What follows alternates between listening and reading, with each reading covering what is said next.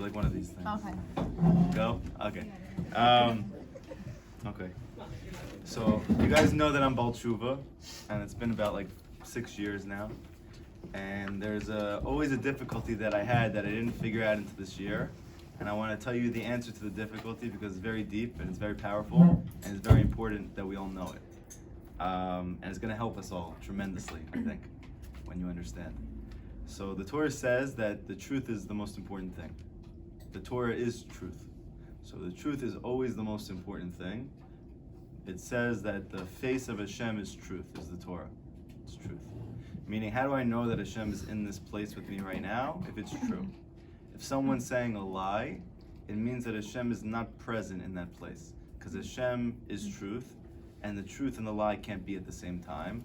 So therefore, whenever there's a lie, Hashem is removed from that scenario. Okay.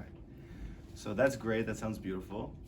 But then we have another obligation, according to the Torah, that we have to run after peace and to create peace. Right? You always have to make sure that there's peace, especially in your home, with your wife, with your husband, with your family. You have to maintain and create and amplify the peace that you have, both in your relationships, within yourself.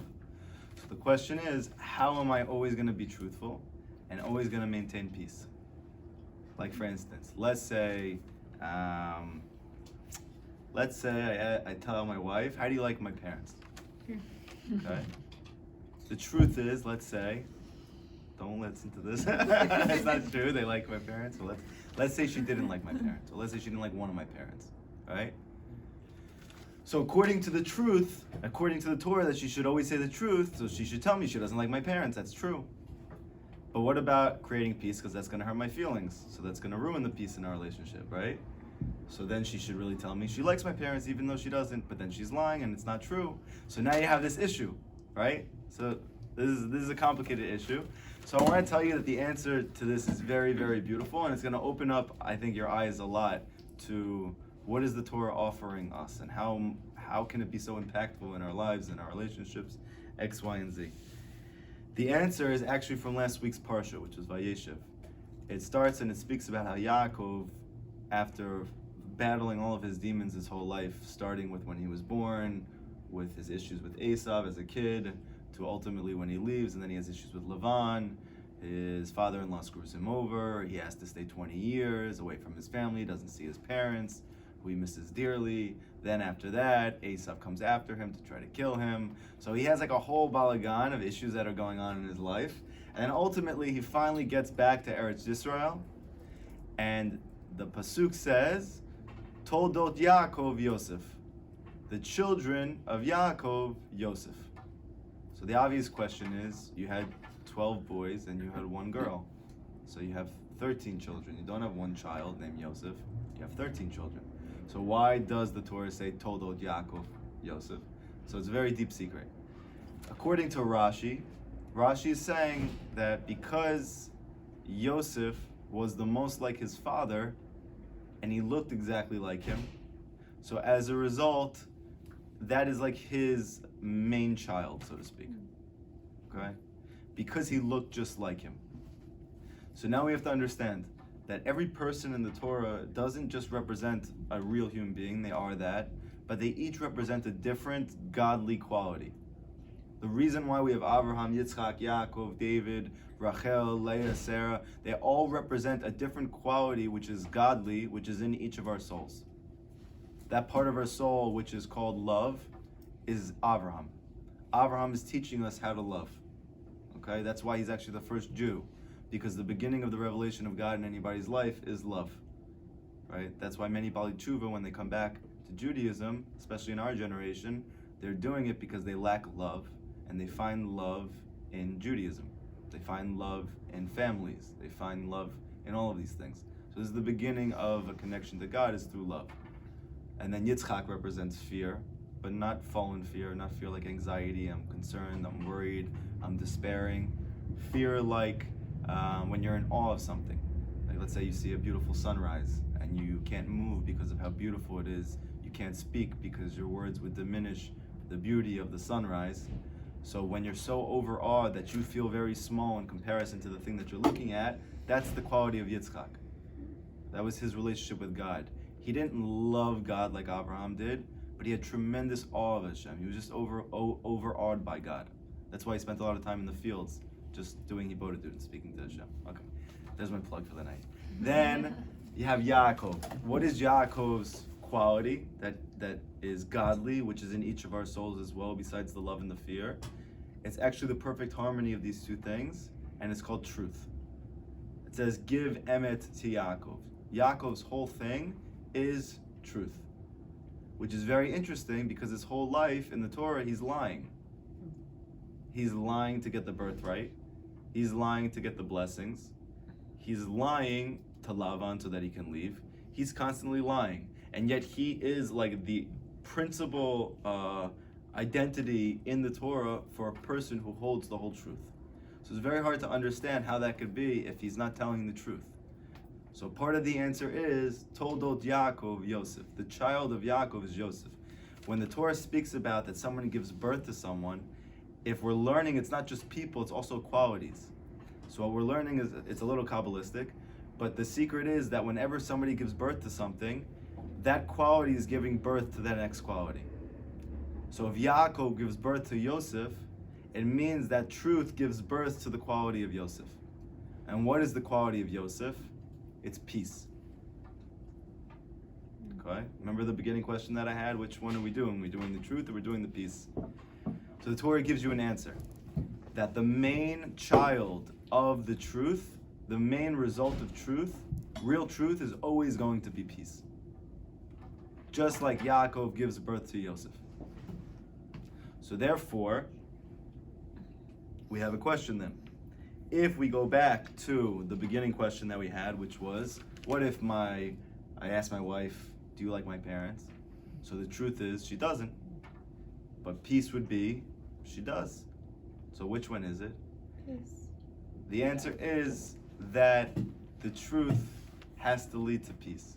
So if she is going to hurt me by telling me that she doesn't like my parents, according to the Torah, it's not true.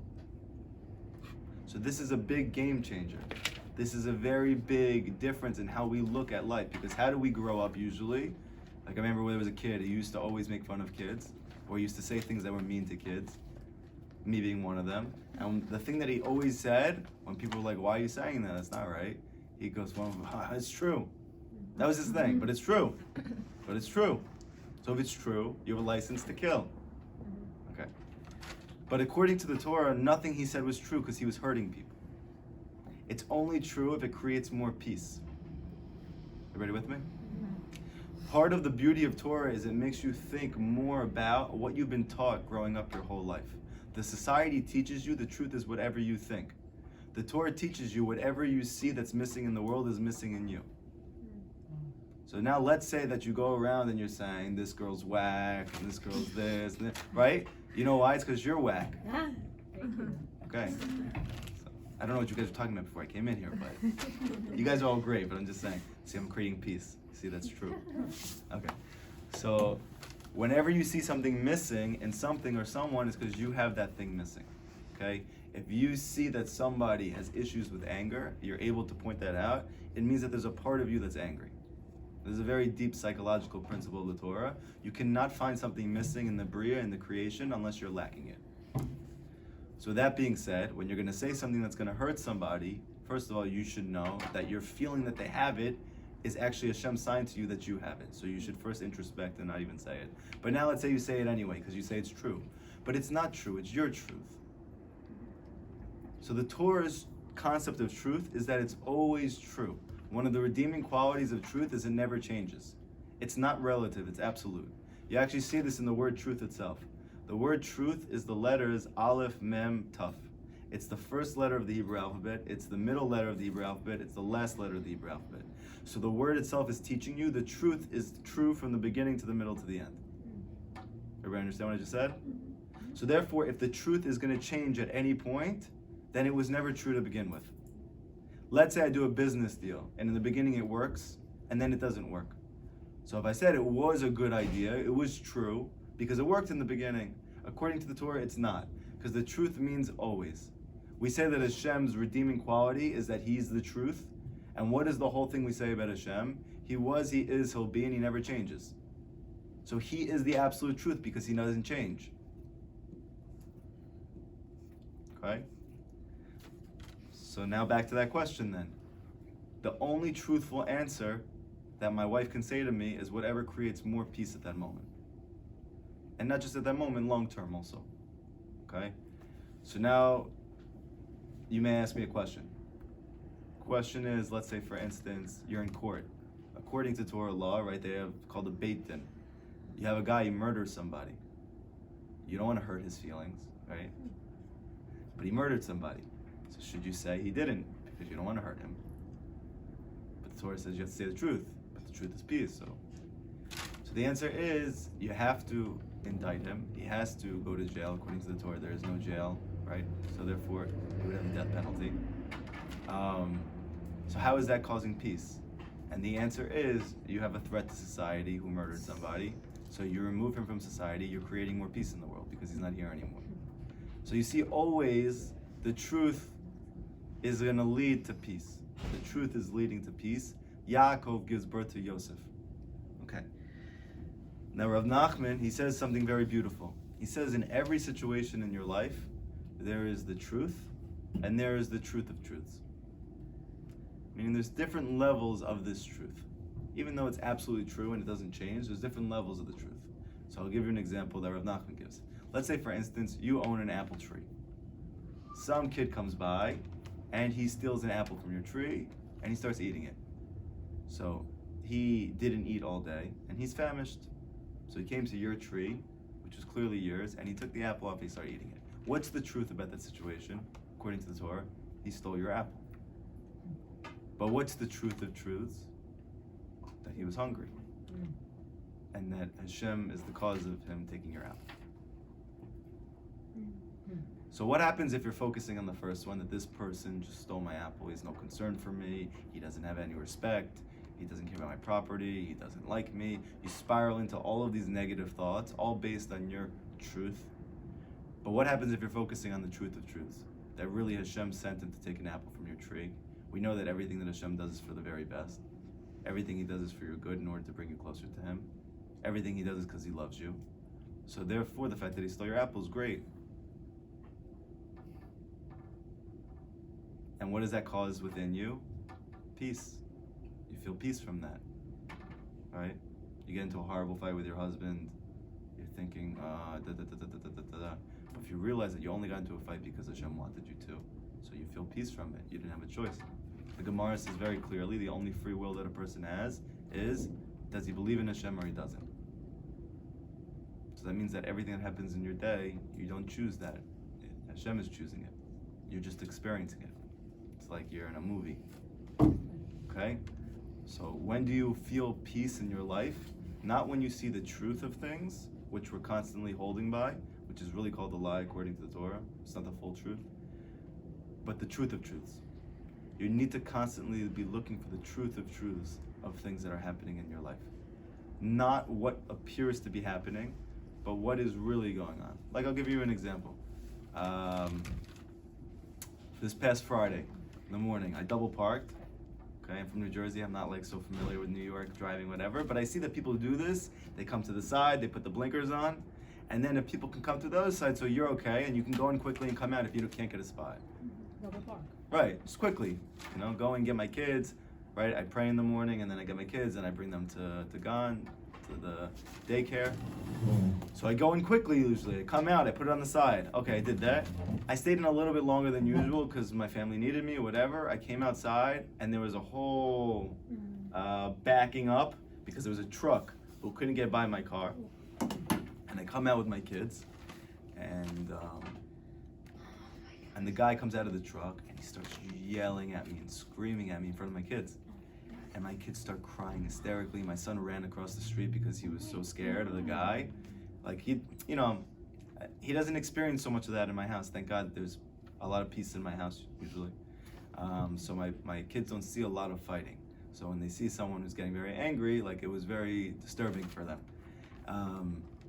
So I just told them, I'm very, very sorry. I made a mistake. He told me, you're lucky you have your kids here. Oh my God. like thinking to myself, what would you do to me if I didn't have my kids here? You're a truck driver. But I didn't say anything, I'm trying to teach my kids. So I brought them in the car, and I'm calming them down, and I'm telling them, and I'm trying to teach them. I said, you should know.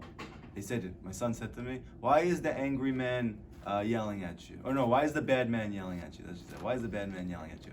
I said, he's not bad, he's just angry. And he's angry because Abba made a mistake. I parked my car where I shouldn't have parked my car. It's my fault, and therefore he's angry because of my mistake. But it was an accident. I told him it was an accident. And I told him, but you should know, the real truth is, everything happens because Hashem wants it to. I've double parked I didn't tell him this, but I've double parked my car for 3 years now, and I never once had this situation. It just happened to be this one time, Friday, and also, by the way, on Friday, there's always like a balagan every Friday before Shabbat. You always have a lot of issues, usually they come in the day, so there's like deep spiritual reasons for that. I'm aware of those things, so I see those things. But I told him, you should know everything comes from Hashem. The only reason this guy got mad at me is because Hashem wanted him to, because that's the best for me. Right after that, there was a truck that came right in front of my car, and the truck, which wasn't Jewish related, no nothing, it had a gigantic 26 on the back. Oh. 26 is the gematria of Hashem's name. So it's like, this is just a point in life. If I would have held by the truth of the situation, so this guy should not have yelled at me in front of my kids. I probably should have responded not as peacefully as I did respond, right? Because he should know that even though I made a mistake, he shouldn't speak to me like that, or anybody like that, especially in front of my kids. But the truth of truths is that could only happen if Hashem wanted it to. So if I get mad at that person, I'm denying the fact that Hashem runs my life at that moment. But I choose the truth of truths, which is that Hashem is the cause of this situation, and therefore immediately I felt peace. Where most people would harbor anger from that situation the rest of the day. The Torah teaches, if you feel negative emotions from your truth, it's not really true. So this has a lot of important distinctions in your life, because what happens to all of us throughout the day? We're always thinking about ourselves, man, I'm such a loser, I can never get this right, none of my relationships ever work out, nothing I do ever works out. So if that's making you feel bad, that should be a signal to you that whatever you're thinking about is not true. Because you didn't make your relationships not work out. Hashem did. Your dad didn't abuse you because you were a bad kid. Your dad abused you because Hashem wanted him to. Now I know it's hard for us to understand why that is, and understandably so. But this is one of the fundamental tenets of Judaism, of the Torah, and it's the key to living a good life. I can tell you, as a person who was an atheist my whole life growing up, that the difference between living a life that feels like hell and living a life that feels like paradise is simply whether or not you are looking at the truth or you're looking at the truth of truths. Are you looking at what appears to be, or are you looking at the fact that Hashem is the one who's doing everything? Right? Does that make sense?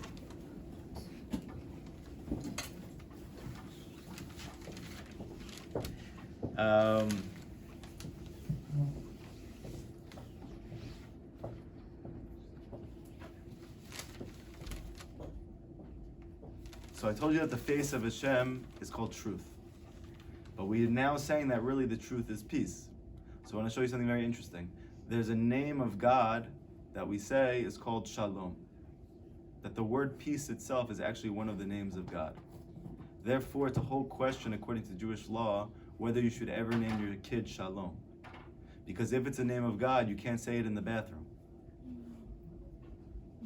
So then you're giving a kid a name that it can only be said at some times and not other times. That's not right to your child. So therefore, if the name of God is peace, and we know that Hashem's whole essence is truth, so again you see another connection, that the truth is peace. Right? It says that the Torah is Darchei Noam. It's all the paths of pleasantness. So therefore, the more that you are focusing on the truth, the happier you're going to be, the more peaceful you're going to feel. But if you're focusing on negativity, like let's say for instance, jealousy, anger, envy, self-hatred, self-persecution, all of these thoughts are coming from lies. Let's say for instance, you have an issue with eating, okay? You can't stop eating. right? Or let's say you can stop, but then when you do eat, you can't stop in that meal. You continue to eat, and you're always beating yourself about the fact that you can't stop eating. And you say to yourself, what is wrong with me that I can't stop? Why can't I just use willpower? What is wrong with me? There's something wrong with me. And you make yourself feel very bad about this, and this causes you to be sad. Okay? So the truth is that yes, you didn't use your willpower. But what's the truth of truths? Hashem didn't allow you to stop eating. He didn't help you. He didn't help you. The Torah says very clearly that the Yetzer Hara is stronger than you. So therefore you should never win against your Yetzer Hara. So how do you ever win? Because Hashem helped you. So if you're not able to overcome your negativity within yourself at any given point, it's not because there's something wrong with you. You should never actually win. It's only because Hashem helps you or doesn't help you. So you must ask Hashem for help. And if He doesn't help you, that's the reason you fell. You didn't fall because there's something wrong with you. Does everybody understand what I'm saying? I'll give you an example. Let me say something else first. Rav Nachman says that the gate to peace, though, is always through bitterness. Meaning that even though the truth is always going to make you feel good because it's going to lead to peace, the path towards getting there is always one of bitterness. Meaning that he's saying it's impossible for a person to experience peace in his life until he first experiences bitterness. That's both in his relationships with his spouse, that's within himself. It's impossible for a person to experience peace in life unless there's first bitterness. Where is the proof for that? So you see in the Torah that when we got the Torah, afterwards we went through the desert and we went to a place called Marah. And after we went to this place called Marah, we got a mitzvah. The mitzvah is called Shabbat. Okay, in the desert we got this mitzvah, you're going to keep Shabbat. And what's the essence of Shabbat? It's a time of peace. Peace. But before we can get this mitzvah of Shabbat, we had to first be in this city called Marah. What does Marah come from? What word? Mar, which means bitter. So the Torah is teaching you that before you can get Shabbat, you first have to go to the city of bitterness. That's one of the reasons why the Torah says that you're not allowed to have guests over the first year that you're married, because that's going to be a time of bitterness, because you're trying to create peace in that relationship, and therefore you need time alone to do that. And if a person doesn't have that first year alone, so then they have to deal with the consequences later. Even within yourself, usually you start with, I hate my parents, they cause me all my problems, X, Y, and Z, and then you grow up, and then what do you need to do to find peace? You have to forgive them. How do you forgive a person who wrongs you? Not if you're holding by the truth, because according to the truth, you should never forgive that person.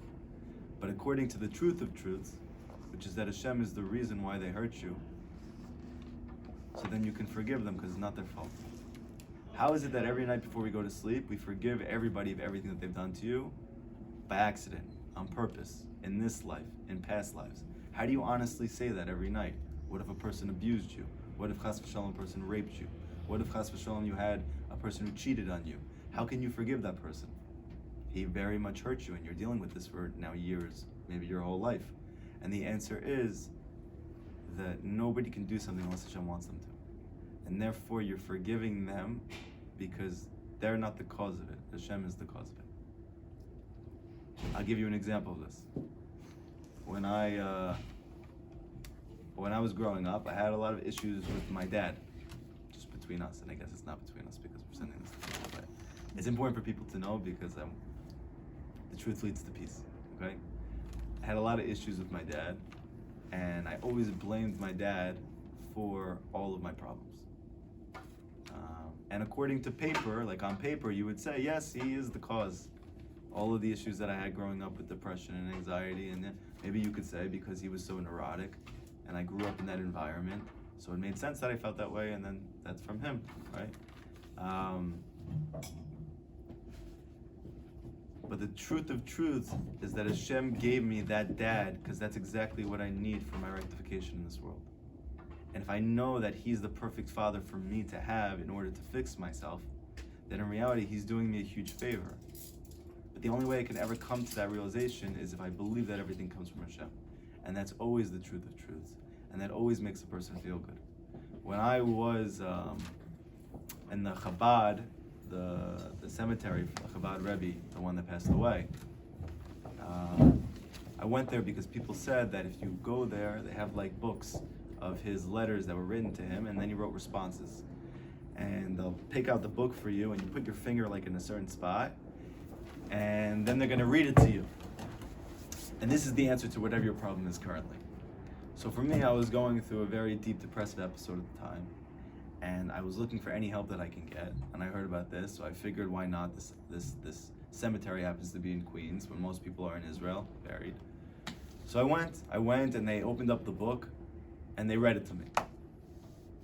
And the letter said something to the effect of, my father did this to me, my father is causing me all of these problems, I can't move forward in my life, X, Y, and Z. This was this guy's problem.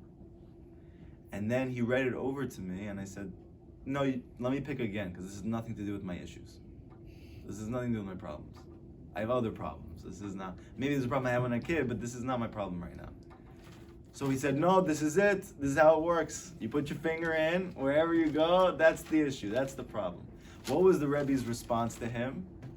His response was very short, like usual. He said to him, the first thing that you have to do is you have to forgive your father. So he said, no, this is it, this is it. He closed the book. So I sat down and I was thinking for a long time. I was like, why are you showing me this? This is not my problem. And then I realized that I never actually forgave my dad. I've never forgiven my father. And all of a sudden I just started crying because I had all of like this built up baggage that I never really let go. And I realized that I never forget my dad. I never forgave him. And then later, not at that time, but then like weeks or months later, I was thinking back to that time, and I had a big, what's called a chidush. A chidush is like Hashem drops in your mind like a greater truth than even the truth you had. Like that was true, but there's a higher truth. So the Rebbe, when he was telling him you need to forgive your father, was not just your dad. It was Hashem. You need to forgive your father. Because your dad is not the cause of your problems. Hashem is the cause of your problems. So you need to forgive him. And then I realized that I actually am harboring a lot of anger towards Hashem. And when I realized that, which was really true, that was the beginning of me to start experiencing a lot of peace in my life. That I've always harbored a lot of anger against Hashem. And that's actually the reason why, growing up, I didn't believe in God. Because I probably didn't even really not believe, I just was very angry, right? So I need to forgive. Where does forgiveness come from? It comes from truth. It comes from truth. In fact, the Torah says, a person can't be compassionate unless he has truth. And the more truth a person has, the more compassionate he can be. So if a person you're speaking to and he's not empathetic towards you, it's because he's not connected to truth. And the more connected to truth he is, the more empathic he can be. Like for instance, it said about Yoshua, when he was going to replace Moshe, Moshe said, I want a good leader to replace me. So they said, pick Yoshua because he has a ruach in him. He has an energy about him. He has a spirit about him. So Rashi says, what does that mean? It means he's able to empathize with every Jewish person, to see what's going on with them and to connect with them at their level. So you see that this is the quality of a Jewish leader, but where does that knowledge come from? It comes from Moshe. It was the concept of truth, right? So because he was learning from Moshe and he's got so much truth from Moshe, he was able to be empathetic towards others. And that's the reason why we call Hashem Harachaman, the one who is empathetic. How is he so empathetic if he's so truthful? The answer is that his truth leads him to empathy. Also, I'll give you another example. Like let's say for instance, when I was with my wife. So my wife, I told you guys, she's from Israel. She grew up religious. She's Temani, she's Sephardic, I'm Ashkenazi, I grew up secular, I grew up liberal, right? So like, it was a complete like colliding of worlds. And in the beginning we used to fight like cats and dogs, we used to fight like crazy. And the way that I grew up in my house is that you can't go to sleep unless you resolve the problem, which really is not a resolution of the problem. It's just the fight for that day, and then the next day you fight again. But you can't go to sleep until that fight's over, because nobody feels comfortable sleeping like that. Everybody feels this energy. They got to get rid of it, otherwise they don't feel good. They can't go to sleep. So like every day I'm fighting with my dad, and we can't go to sleep until we find a resolution. Okay, so that's how I grew up. My wife used to fight with her parents a lot also, but because that was part of normal society in Israel, that was like just the way they speak to each other. So they're able to easily go to sleep with that. They're not concerned. They're not like worried. They know that the person's gonna be there the next day. They're just gonna figure it out. Okay, so we go to sleep, we're mad, and that's it. So it's a complete different way of looking at things, different ways of being raised. So for instance, when me and my wife used to fight, afterwards she would just go to sleep, because that was like what she was used to, right? And I would stay up and think about it for hours. So I remember one time I was sitting and we got into a really bad fight after we hadn't gotten into one for a while, and I thought like we really fixed it. She went to sleep, after us arguing for a few hours. And then I sat there and I just started saying to Hashem. At this point I was doing Hibodedut a lot. So like one of the natural responses that you should have to difficulties in your life should begin to be to speak to Hashem. That the reason you have the problem is because Hashem wants you to talk to Him. So therefore, I was already accustomed to this because I was already doing Hibodedut every day. So as soon as she went to sleep, I just started talking to Hashem, and I said, Hashem, why are you doing this to me? I'm trying the best I can with my wife, and we can't stop fighting, and I don't know why. And I started to cry because I realized that it's not the fact that we're fighting that's bothering me.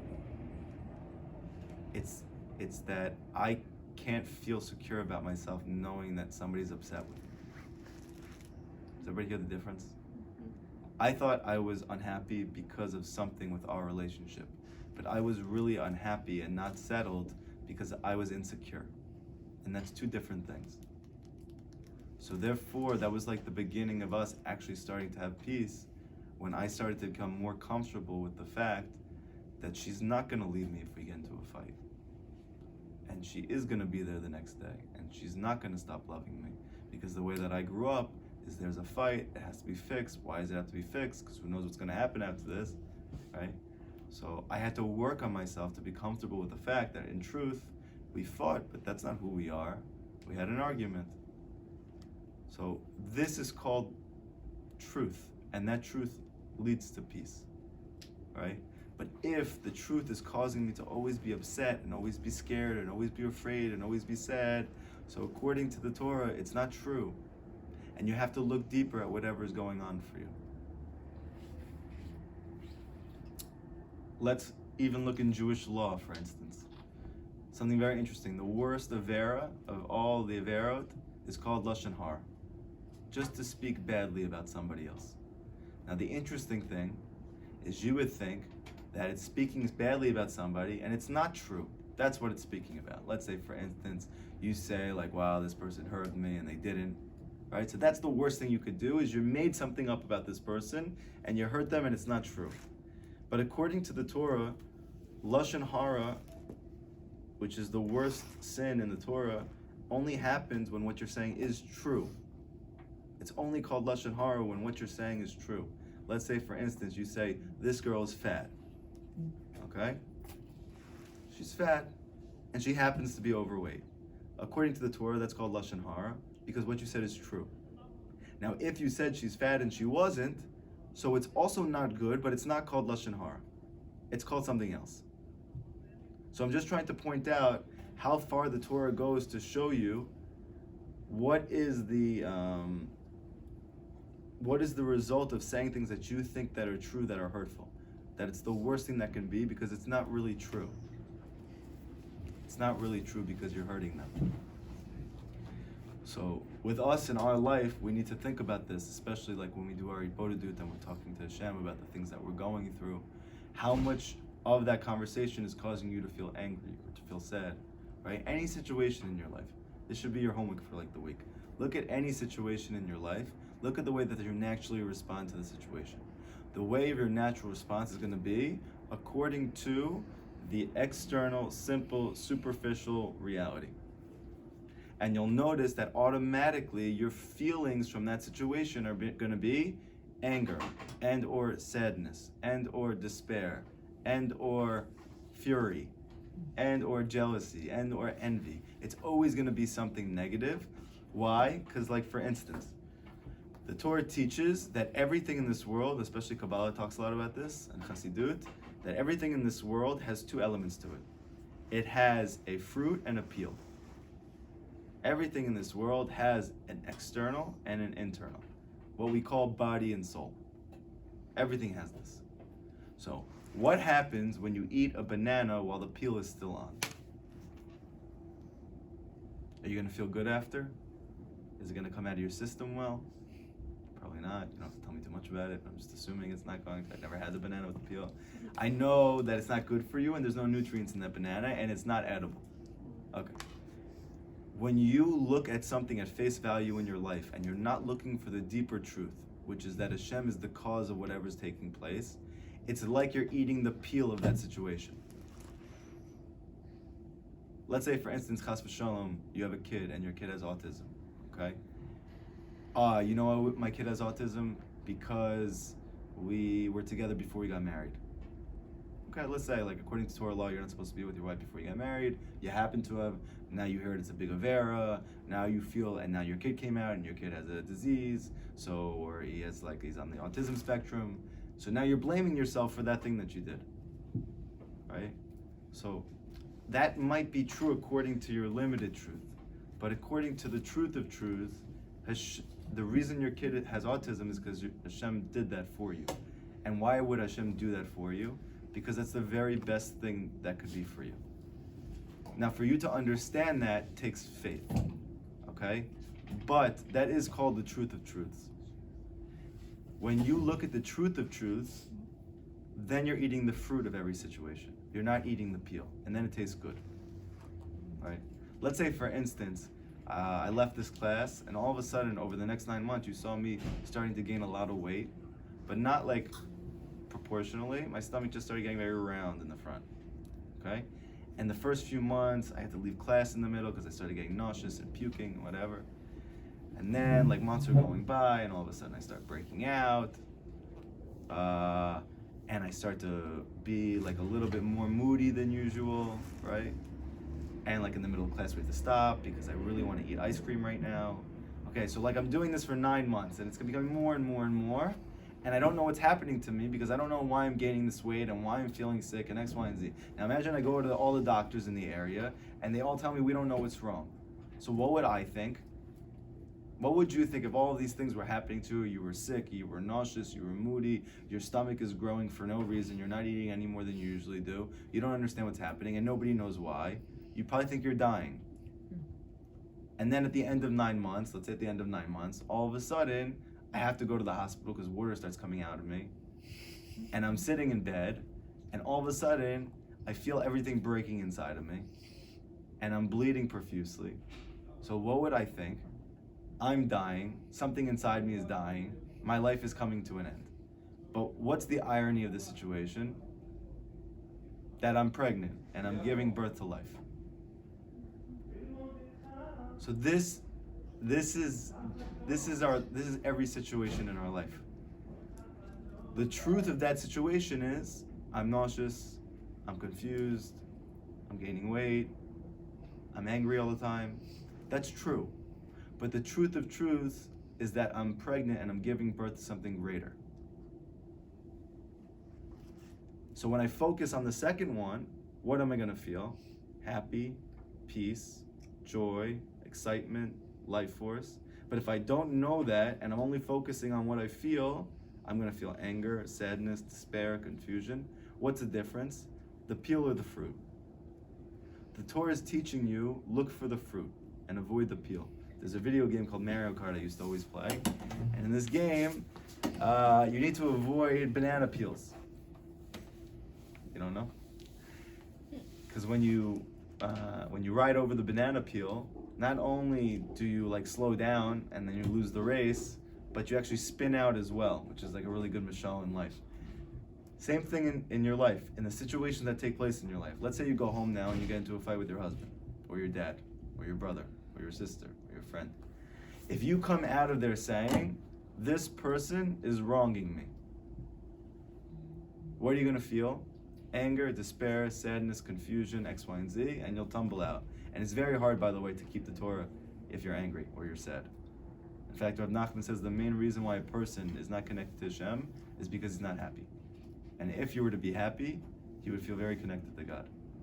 So when you see you have friends and family members who don't connect to Hashem, it's not usually because of whatever they're saying, that they don't believe it's true, X, Y, and Z, it's because they're not happy.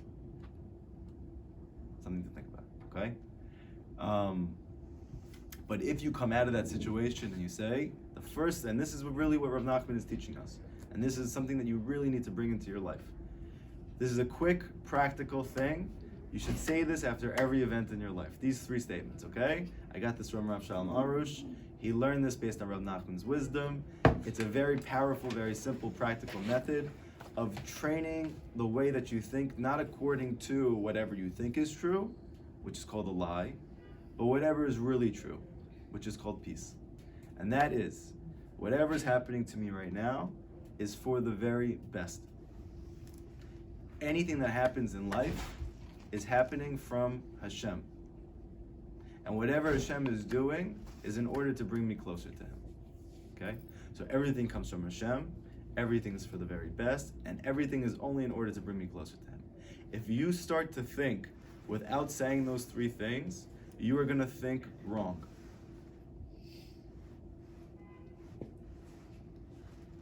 Let's say, for instance, Chas v'shalom, your kid goes out, he goes on his bike, he doesn't have his helmet, he drives down the street, he gets hit.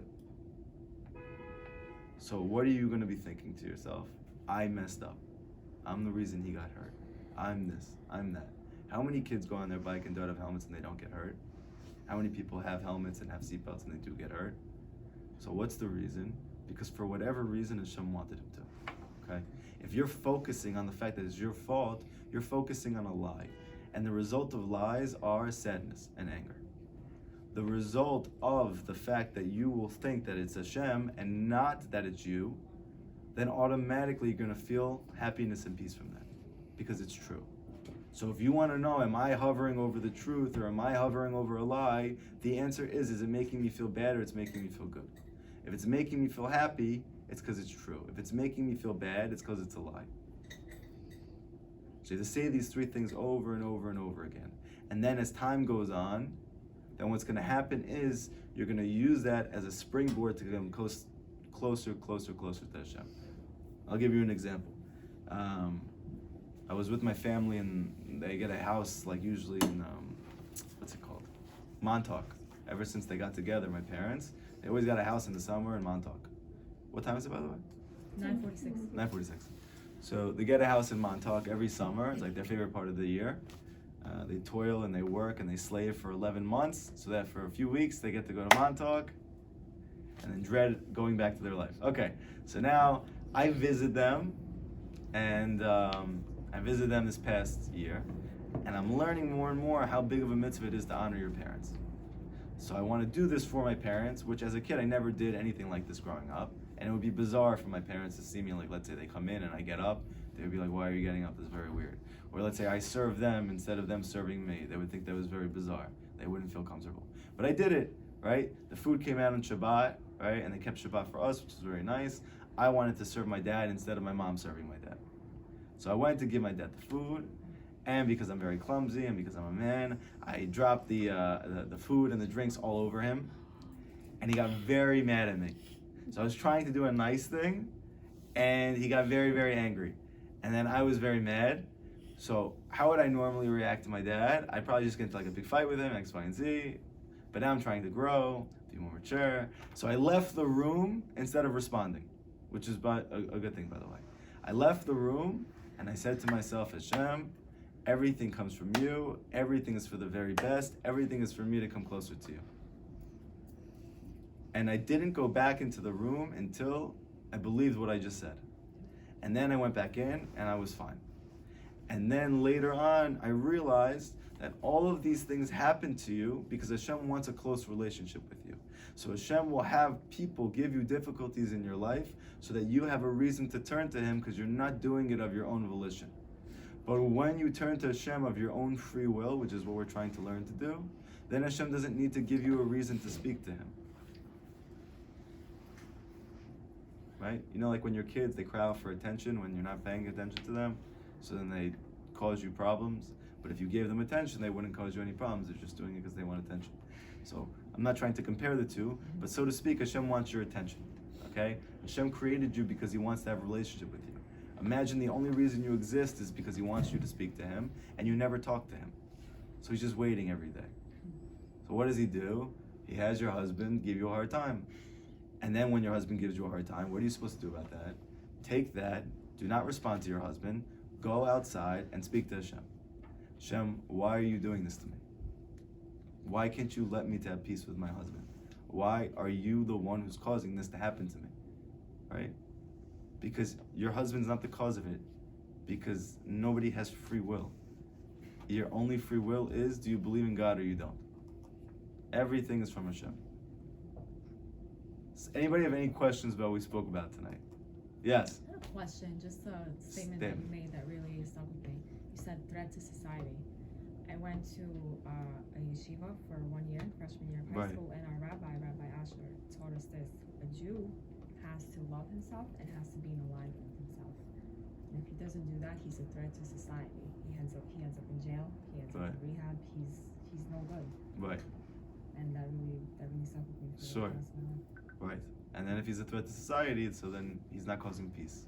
And then he needs to be taken care of. That's a mitzvah. That's a commandment. It's a mitzvah, yeah. Which one? Which one? In terms of what? Which, like, there's a mitzvah that you have to pursue peace, that you have to have shalom bayit. That's the mitzvah. It's called shalom bayit, right? Shalom bayit. Yeah, shalom bayit. To have peace in your home. But what if it's not at home? And to be in alignment with yourself, is that like a mitzvah, or is that? To be aligned with yourself? Yeah. I don't know if it's a mitzvah explicitly, but it's implicit. Okay. It's not explicit, but it's implicit. There is a pasuk in the Torah that says you need to stay away from bad, you have to do good, and you have to desire peace and to run after it. So it's not good enough for you just to desire it. You have to make active steps to create more peaceful relationships in your life and also peace within yourself. And how do you create more peace in your life? You need more truth. One of the main reasons why couples fight is because they're fighting based on a lack of truth. Okay? One of the main things that I highly suggest for every guy that I know when they have marital problems is to come to learn Torah.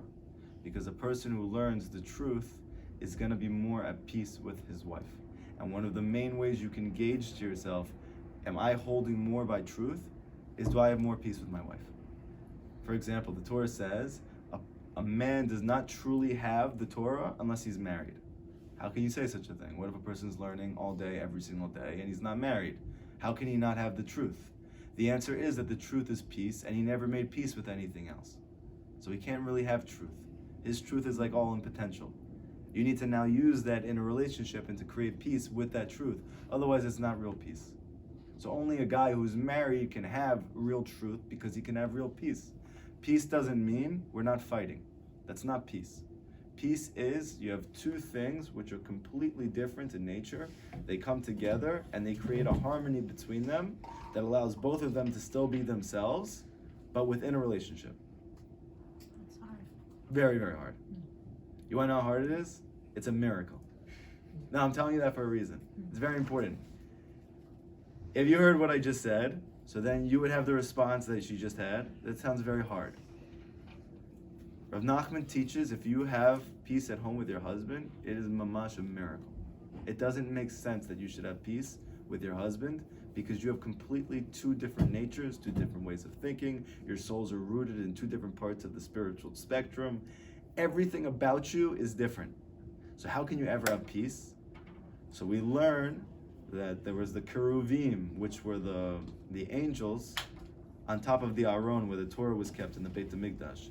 And those angels were facing each other. And Rav Nachman teaches, notice though, when are they facing each other in love? When are they at peace? When the Aron, the Torah, is between them. Meaning when the truth is between them, they can have peace. But if the Aron wasn't there, they couldn't face each other. Hashem goes so far as to say, I'd rather you stop believing in me and still keep my Torah. Why would you say such a thing? Why would Hashem tell us that? He's not suggesting that you should stop believing in him, but he's saying at least keep my Torah even if you don't believe in me. Why? Because if you keep the Torah, you'll have peace. And ultimately, if you have peace, you'll end up believing in Hashem again. Because the reason a person stops believing is because they're not happy. So, again, just the main points we want to take out. And does anybody else have any other questions? Otherwise, I'll just summarize. Have any questions? No? Okay. Truth leads to peace. If what you're saying is going to cause a lack of peace, it's not called true according to the Torah. It's called a lie. But it is true to me. I feel that way. But your feelings are based on you, and they're not necessarily based on the ultimate truth. Okay? So therefore, we need to connect more to the ultimate reality and not our limited reality. So therefore, ask yourself before I say something, am I going to hurt this person? If the answer is yes, don't say it because it's not true, even if you're saying it's true. It's not true because you're hurting him. So it's like saying honesty is not always the best policy. It's not even just that. It's not honest. Right. That's the chiddush. The chiddush is that whatever you think is true is not honest, because honesty means it creates peace. I mean, like, honesty is not the best policy because I understand what you're saying. like you hurt the person by thinking you're being I get it, but I want to switch the way that we're Yeah. thinking about it. Yeah. It's not that we're holding on to truth, we're just hurting them. Mhm. The Torah is teaching you don't think like that. That's not what the Torah is teaching. The Torah is teaching honesty is not always the best policy if your honesty is your truth. Just because it's your truth doesn't mean it's the honest truth. It's your truth.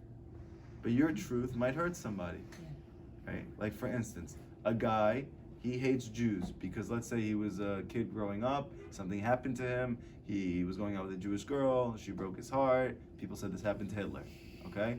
I don't know if it's true. They said he went out with a Jewish girl, she broke his heart, after that he always hated Jewish people, and then he created a Holocaust, he killed 6 million Jews. 6 million? Okay, so now let's say you said to him, why did you do that? He said, because Jewish people are bad. So according to the secular society nowadays, what would you say? Well, that's his truth. You have to respect his truth. Yeah, we have to deal with, he can't kill people as a result, but that is his truth. Right? But then what's the result? You see the death and murder of millions of people. So according to the Torah, this is not true because you're killing people as a result. Whatever you're feeling, if it's not making you feel good, it's not true. That's one of the things we're coming out with, okay? So therefore, what should I do in order to find more peace in my life? I need to learn more truth. I'm hoping that as the classes go on, you will feel more at peace. One of the main things, if you ask my students that have been coming to my classes for 2 years, and I'm only teaching Rabbi Nachman's wisdom, which is the main of what I'm going to teach you. I'm going to draw from everything, but really this is what I believe in the most. This is what's helped me in my life. The main thing, if you ask them, what are you feeling now after a couple years of learning all these things? They'll tell you that they feel happier, that they feel more at peace, that they feel less worried, that they feel more composed, and they're less jealous and less angry and all of these things. Why? And how do I know that's a good sign? Because it means that it's true what we're talking about. Because the truth leads to that. So the more that you come to the classes, hopefully what you're going to come out with is feeling more peace. But now you need to like do homework, meaning that when you go home this next week or 2 weeks until we see each other again, you should actually keep track of this. If you're able to and you're up to the task, it's gonna be very helpful for you moving forward. Get a notebook for 2 weeks. After every situation takes place in your day, take time in the day, a little bit of time, just to write down whatever happened to you that day. Write your initial reaction. You're gonna see it's always based on the peel and not the fruit in the beginning. And because you're eating from that peel, you're gonna write down, besides what you felt or what you thought, now write what you felt as a result. You're gonna find that the feelings are anger, sadness, jealousy, X, Y, and Z. Automatic. because you're eating the peels, and peels are not good for you. Now, later on, say the 3 things that I taught you to say. This thing only happened because everything happens only because Hashem wants it to. Everything that Hashem does is for my very best. And everything Hashem does is in order for me to come closer to Him. And now, write how you feel based on understanding that. And you're going to see that your feelings are different. As the classes go on, we are going to try and accustom ourselves to moving towards that type of consciousness. Because that consciousness is truth. That's called Yaakov. And when you have Yaakov, you give birth to Yosef, which is peace. Okay? Any questions? And don't forget about the Hibodedut. You got to do the Hibodedut. Every day, you got to try to take time to do the Hibodedut. Now it's Hanukkah. There's a very deep spiritual time. There's a lot of lights coming in for us. There's a lot of ability to take advantage of all these lights. So I highly suggest that maybe, and I have students who are doing this, an 8-day challenge. That every day of Hanukkah moving forward, for the next 8 days, they're going to do that time of Hibodedut every day. Obviously, I told them probably a little bit more time, but whatever you're holding at right now, let's say you're doing 15 minutes a day, for 8 days, increase it. And then after, go back if you want to go back, or if you feel like it's helping you, keep it at wherever you're keeping you. Yeah. I have a silly question. Yes. You can talk to God every day, doesn't matter if it's a holiday or if it's... 100%.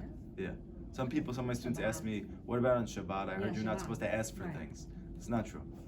It's fine to ask for things. I know because when we pray during Shabbat, we ask for a You're lot of supposed things. to rest, so you're like, I feel like you're supposed to let him rest. So you don't have to let Hashem rest. Hashem's chilling. He's fine. So it's actually one of the things we say every night is actually that Hashem doesn't rest and He doesn't sleep. So you don't have to worry about it. I talked to him on Shabbat, and Yeah. like I had a big fight in my family on Okay. Shabbat. Yeah. So I feel like I angered him. Okay. So I felt like you weren't supposed to do it on Shabbat. No, and you can't hold it anyway. What are you gonna do? You're gonna have that feeling no matter what. Yeah. So just deal with it then, and you should feel peace after. One of the main things that you should come out of your Hibodedut, when you're done talking to Hashem, you should never feel angrier or more sad or more confused. The opposite. If you did a good Hibodedut session, you should always coming out feeling happier, more peaceful, more at rest with yourself, ready to face the day and stronger. Okay? Hibodedut every day. See you guys in 2 weeks. Bezrat Hashem. And I hope you enjoyed. And try, if you also you forget what we spoke about, you should review. Hopefully we'll get the classes up. This lesson is very important. It's really like a life changer if you bring into your heart what I just told you, okay? Thank you guys.